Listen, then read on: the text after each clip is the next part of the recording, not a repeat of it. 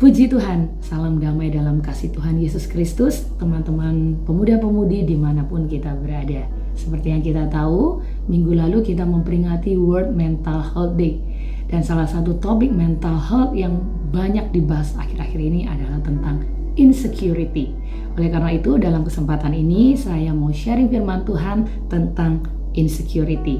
Pertama kita lihat, insecure itu adalah perasaan cemas, ragu atau kurang percaya diri sehingga membuat seseorang merasa tidak aman.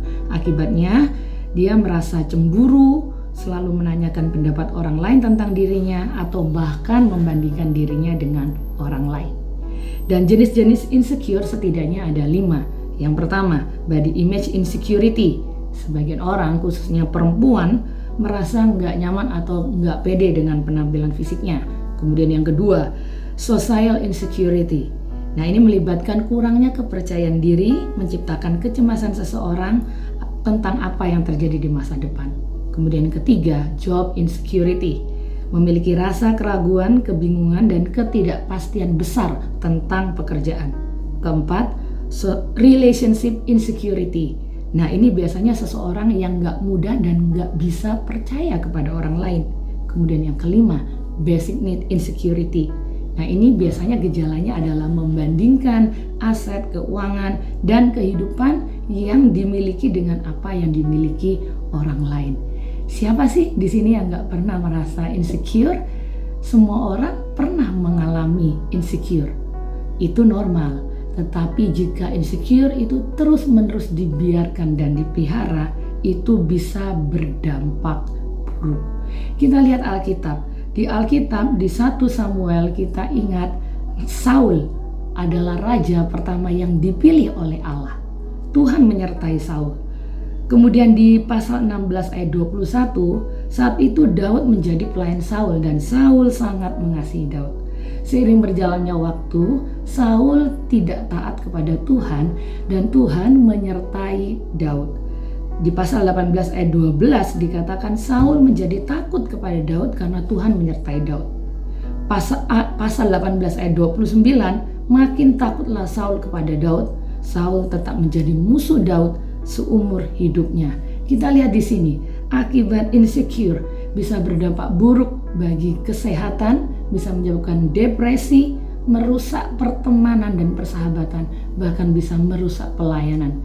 Dan yang jelas, insecure bisa mengakibatkan atau mendatangkan dosa.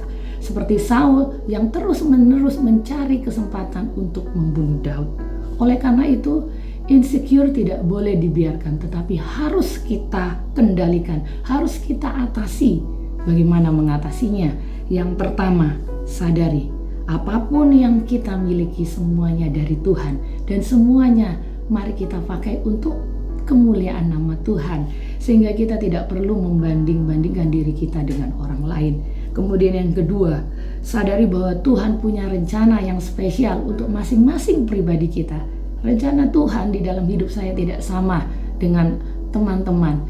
Jadi kita tidak perlu merasa insecure. Tuhan punya rencana yang indah untuk setiap pribadi kita.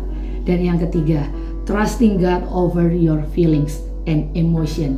Because your feelings and emotion go up and down, but God never changes. Jadi mari kita belajar mempercayai Tuhan melebihi perasaan dan emosi kita. Dan kalau kita baca di Mazmur 139 ayat 14 dikatakan, aku bersyukur kepadamu oleh karena kejadianku dahsyat dan ajaib.